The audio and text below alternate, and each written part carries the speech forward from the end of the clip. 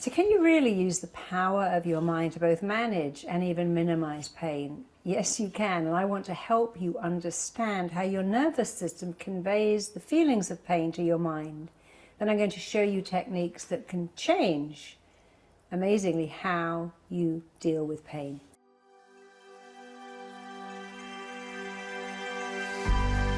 So the first thing people confuse about pain is that they believe it is coming from a single, fixable source. In truth, our pain is really coming from our mind. So the neuroscientist Ramachandran went as far as to say pain can be an opinion. We feel it because of how our brain interprets input transmitted to it from our senses. And when we know this, that means we can exert some control over it. So for instance, we all know that people who are drunk or very high don't experience pain. They can say, I broke my leg, or I broke my wrist, but I didn't notice because I was drunk. I didn't notice the pain because I was high. And that's actually incredibly common. People who are in a state of frenzy or high passion also don't always experience or notice pain, because that state alters how the pain receptors in your mind interpret pain signals. That's how painkillers work. A lot of the time they alter the pain receptors in your mind. And guess what? You can do that actually without painkillers if you want to, and if you know how to. You can actually do this quite naturally simply by changing the words and images you are creating. The way you feel about everything is down to the pictures you make in your head and the words you say to yourself. And when you say things like, I've got chronic pain, I'm in agony, my headache is killing me, I've got a crippling migraine, I feel like my stomach is on fire, I'm in so much pain, it's agony, it's killing me, I'm dying of pain. You have a very different reaction to when you say, well, I have got a mild, niggling little headache.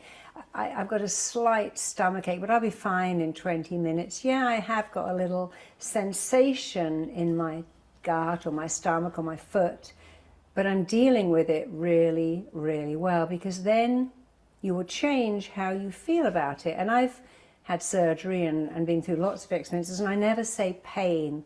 Like the nurse would go, are you in pain? I go, no, I'm in a little bit of discomfort, not pain. Because every time I said pain, they try to give me more drugs and more drugs. No, I'm not in pain. I'm in very mild discomfort. And I found that if I could get myself in one position, like a little mouse in a nest, and keep still, I actually would feel no pain at all, because I didn't want to take morphine. I wanted to get out of that hospital as fast as I could. And I thought, no, I don't need pain, because I don't need a painkiller. If I'm not in pain, I'm in discomfort, and getting in a position and sleeping a lot was perfect for me. It doesn't have to be the way for you, but it's just an example of how you have the power to choose to use different words about a symptom. For instance, when I was giving birth, I would never say labor pains, because that's a negative word. Labor is hard. I said rushes and signals and symptoms. When someone said, have you got postnatal depression? I'm like, no, I've got postnatal euphoria. I'm so in love with this little baby I thought I would never have. So some of the words we use, postnatal depression, agony, surgery, invasive, excruciating, you've got to be really mindful to change those words to niggling, mild, slight, hardly noticeable, because the words you use actually dictate how you feel. It's like a biofeedback. Not only are you sending signals to your body by the words you're using, this is chronic, you're also interrupting the signals coming back to you from your body. So the mind is sending signals to the body, and the mind is interrupting signals coming back from the body. And the more you can use very mild language, this is slight, this is mild, this is temporary, this is a blip, this will be gone in a couple of minutes. Oh, I can hardly notice it. And never say my headache, my stomach ache, my migraines, because when you call something you own it, and your body is less willing to let it go, because my is an ownership word. Never say my headache, I've got one of my crippling migraines, I'm having one of my anxiety attacks. It's the headache is very slight, and I can already feel it going. That may sound too good to be true, but that's what a placebo is. A placebo means that the placebo effect, what you think a drug is, what you believe a drug is and what it will do for you will have more of an effect on your body than the compounds of the drug itself. And then there's the nocebo effect too. And the placebo, I call it the physician who lives in you. And we all see that when we say to children, I can kiss that better. Mummy will make it better. Mummy's rubbing the pain away. That's just a little niggle. That's just a little slight something, and it's already going away. And also you can put your focus onto different body parts. We've all heard that. You know, I remember many years ago, I did have at the time a headache, and I had to go and get my daughter from school, and I just had to go and get her. And for that moment, when I was driving the car, I forgot. It's like having a cold breathing. Well, I've got to get up, I've got to put some food in the oven, I just need to put the wash on, then I'll go back to bed. And when we are doing things and being busy, we can forget for a few moments or for a long time that we are even in pain, or even better, in mild discomfort. So create different expectations in your mind too. You know, I gave birth using hypnosis, and it was extraordinary. And I can't say it didn't hurt, and it was amazing, and I felt like I was on a ride to Disneyland. But it was an experience. I had a root canal also using hypnosis, and it wasn't perfect. I didn't lie there and think, oh, this is amazing. The hardest part of using hypnosis for dental is having to keep your mouth open for so long. But I was so relaxed and so chilled, and I took my mind to a completely different place, and I honestly didn't notice it at all.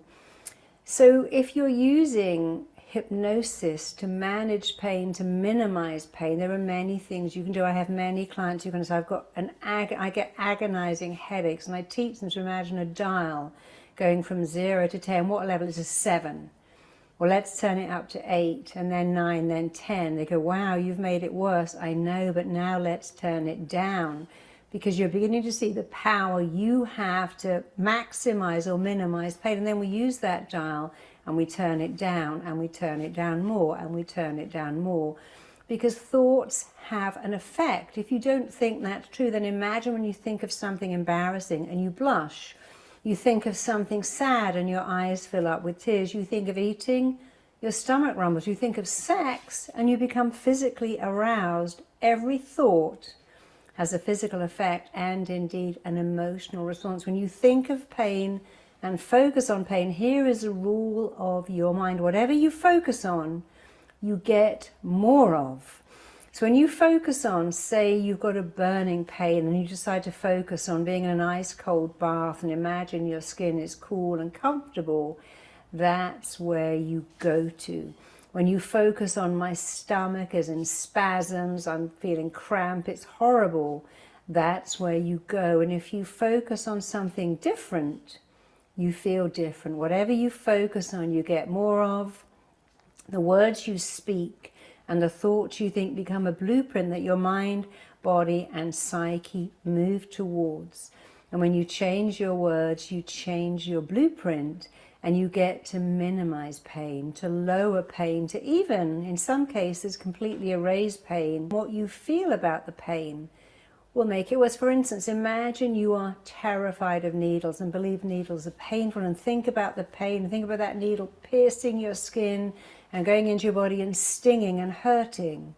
Then imagine someone else having angel's wings tattooed right across their back, or having a sleeve tattooed on their whole arm. Do you think they focus on pain? Of course not. They focus on, wow, I'm going to have my whole arm inked. I'm going to have my whole chest inked. I'm having my legs inked. So some people actually look forward to pain. Certainly people are going to inject themselves with drugs, look forward to it. Some people get excited, but people who are sadist or masochistic actually like pain.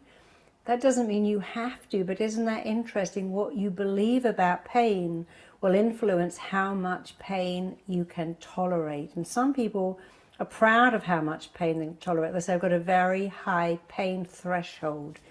I have a very high pain threshold because I've told myself I have over and over again. I say, I've got a super high pain threshold. I don't even know if that's true, but if I say it and choose to believe it, guess what?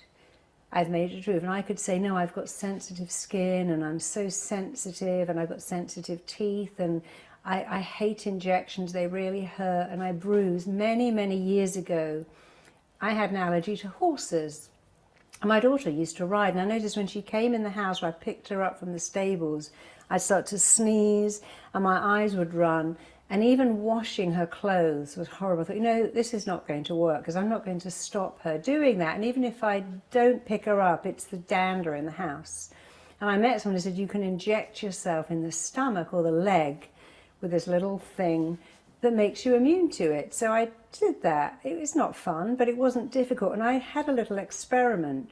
Sometimes I put that needle in my leg and I'd sing a song. I think of something funny and I didn't even notice it going in. And believe me, putting a needle in your own leg is not great. But other times I think, well, let me play with this. Let me feel tense and stressed and anxious and then put it in. When I did that, it always hurt, and amazingly, I get a massive bruise. But if I sang and got myself into a good state, didn't even notice it, because it wasn't the needle going into my leg, it's what else was going on in my mind, what was happening in me. If I was happy, I wouldn't feel pain, but I also wouldn't bruise. And if I was stressed and anxious, I would feel pain, and I would also bruise. So it's our mind's perception of what pain is. And I was brought up with a mother who was a hypochondriac, always in pain, and a father who didn't do pain, never took a day off work in his life. And they were both my teachers, and I learned a lot from both of them. That's why I want to help you minimize pain, lessen pain, manage pain, and that, even better, don't even use the word pain. It's a signal, it's a symptom, it's a little something. And when you use different language and different expectations, you have a totally different reaction in your body. Different reaction in your mind leads to a completely different reaction in your body. And of course, I'm not saying that all pain is in the mind. A toothache is a real pain. A headache is a real pain. If you have a psychosomatic pain, meaning that your mind is creating the pain in order to avoid something, the pain is still real. It's still incredibly painful. If your doctor says, well, you have an allergy, and the other person's got a phantom pain that's not even real, pain is always real. People think psychosomatic pain means you're imagining. It doesn't mean that. It means your mind is creating the pain. Let's imagine you're a kid and your parents are pushing you to be a grade A student, pass your exams, and suddenly you develop terrible migraines, and now you're not going to pass your exams because you can't even study. You're in so much pain and you can't take those exams. What that means is your brilliant, genius mind created those migraines to get you out of an event. There was no biological reason for them, but they are just as painful as a pain that's got a symptom. It's the stress or the artery, or you've got some kind of reaction to something, or you've been exposed to chemicals and now you've got what's called a chemical headache from being around paint or something like that. But in either way, the pain is the same. Whether the pain is caused by something organic or psychosomatic, it's all the same, except when the pain is caused by something psychosomatic, you can get rid of it. And if you're having a painful reaction to, say, paint, or let's say you have a reaction to pollen and your eyes itch and your eyes water and your throat feels all scratchy, you can actually talk to your mind and tell it to recognize pollen as something natural and safe and to choose not to react to it at all. So even when something organic is causing pain, you can still have that biofeedback dialogue with your mind, interrupt certain signals, decide they mean something else, and you can feel completely different, not just sometimes, but all the time. There's a Harvard study that said that if you have been in pain for a while, your brain starts to rewire itself to perceive pain signals, even when the signals are no longer being sent. And you may know this as phantom limb pain. Someone lost their leg, but they still feel a pain in the foot that they no longer have. And that, again, is the brain has rewired itself to perceive pain, even when the source of the pain and the cause of the pain is no longer there. I sometimes work with women who say, I can't have intercourse, it's so painful. And that actually is often imagined pain, and it's come up for a reason. In the same way I work with children who have all kinds of imagined pains, but the pain is real. And it's the mind's perception of what is going on in that person's life at that time. Chronic pain can be particularly difficult for those experiencing it simply because it's frustratingly not always linked to a particular site or indeed injury. I say to my clients a lot, the source of your pain is not the source of your problem. For instance, imagine you have headaches, but that's because your back is not aligned. You might have a knee problem because your hip is not aligned. So it's important to understand that when you have a pain in one area, it doesn't even mean it's coming from that area. And RTT, Rapid Transformational Therapy, really helps people with rewiring their mind at a deep subconscious level to change the neural pathways, to change pain receptors, to have your mind look at again what pain is and to pay attention to your language. Watch your language, because your words and thoughts and actions lead to how you're feeling about anything and indeed everything. So I always find whenever my clients say, this headache is killing me, this is driving me mad, often they'll say things like, this is getting on my nerves, and those people have very sensitive skin. I will say that makes me sick, and I'm sick of this and sick of that, and they often have a nervous stomach. Sometimes I have clients who will say things like, I just can't stand it. In fact, one woman wrote to me and said, this is amazing. Had problems in my feet all my adult life, and I listened to you, and then I suddenly had an epiphany. I say every day, I can't stand it. I can't stand it when my husband leaves his underpants on the floor. I can't stand it when my kid doesn't shut the fridge door. She goes, and I just stopped saying that word, and who would have believed it? My feet no longer cause me pain. That may sound too simplistic and too obvious, and yet remember the blueprint. Every word you speak is something your mind, body, and psyche work to make real. Someone else said, in fact, a doctor said to me, I use this phrase, this is doing my head in, this is doing my head in. And I developed neurological problems because, and I knew straight away, it's because I said that expression over and over again. I can't stand it, I can't take it, I can't hear it, I don't see that, I won't look at that. Be very aware of your language, because thoughts become things. Every thought has a physical reaction in the body, even if you don't want it to. And I'd love to help you use your mind to minimize pain, lessen pain, manage pain. I promise you it's possible. I've done it myself in so many different ways, and I've taught hundreds and thousands of people to do the same, and I'd love to help you. So just click the link below to download my free Healing Vortex. It's extraordinary. Check out my next video here.